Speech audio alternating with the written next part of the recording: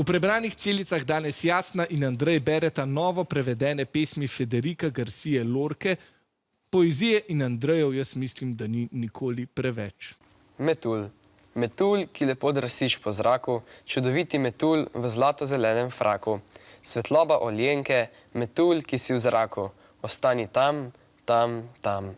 Nočeš se ustaviti, ostati v mraku. Čudoviti metulj v zlato-zelenem fraku. Svetloba oljenke, metulj, ki si v zraku. Ostani tam, tam, tam.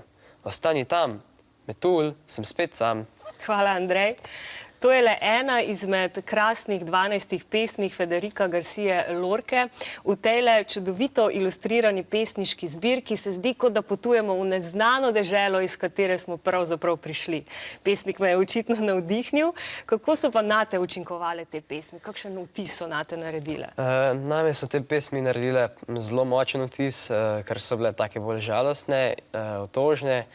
In moraš tudi razmišljati, da bi jih razumel, kar pomeni je v bistvu kar težek za razumeti. Moraš si predstavljati v glavi v bistvu. Vsak ima svojo plat te pesmi, pa zbirke. Meni se zdi, kot da nisem vseh verzov razumela. A si ti vse razumel? Ne, nisem. Bolj malo, ampak nekaj sem jih, za ostale sem pa vprašal tudi dedija, ki mi je nekaj povedal. Aha, dedija. Kaj pa ti je dedi povedal? Razložil mi je to pesem Metulj, pa tudi Školjko. Ja, dedi so zmeraj polni modrosti, tako da na zelo dobro osebo si se obrnil. Tudi jaz nisem vedela, kaj bi, pol sem šla malce raziskovati, odkot je pravzaprav pesnik črpal navdih. V vsakem primeru pa se mi zdi, da ko bereš Lorko, si samo miren v sebi in obsediš ob njegovih pesmih. In Lorko imamo sicer že prevedeno, tokrat pa sta se ponovno lotila prevoda Barbara Pregelj in Igor Saksida. Barbaro, lepo pozdravljam v najini družbi in sprašujem. Prevesti tako znamenitega pesnika ponovno je kar drzno dejanje. Kako to, da sta se z Igorjem tega lotila? Slovenci smo prevajali Lorko večinoma brez asonanc. Namreč njegova poezija je videti izredno preprosta, izredno naravna. Ampak vseeno gre za res izjemen preplet vsebine in forme. Sodobnejši prevodi, novejši prevodi to že upoštevajo in tak skuša biti tudi prevod, ki sva ga napravila z Igorjem Saksido, kjer je Igor Saksida skrbel za formo, za asonance, jaz pa v bistvu bolj za vsebino. Hvala, Barbara. Zdi se mi, da sta z Igorjem res čudovito ujela to njegovo magično melanholijo.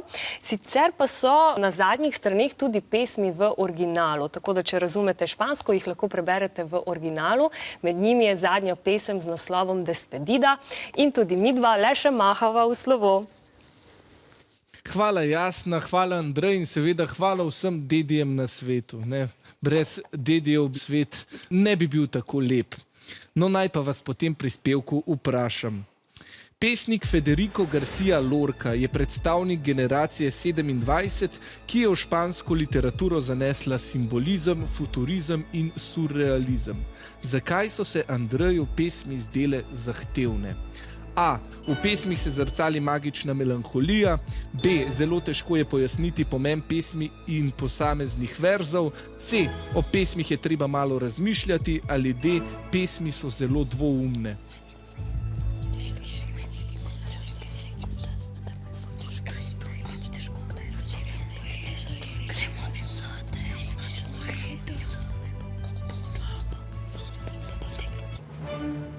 Takole rumeni ste se odločili za odgovor B, vijoličasti za C. Torej, kaj je pravilen odgovor?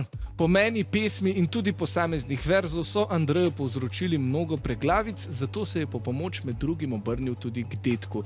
Pravilen je torej odgovor B in rumeni, ker ste sem stavili Brihtolina, ste si prislužili novih 10 točk. Čestitke.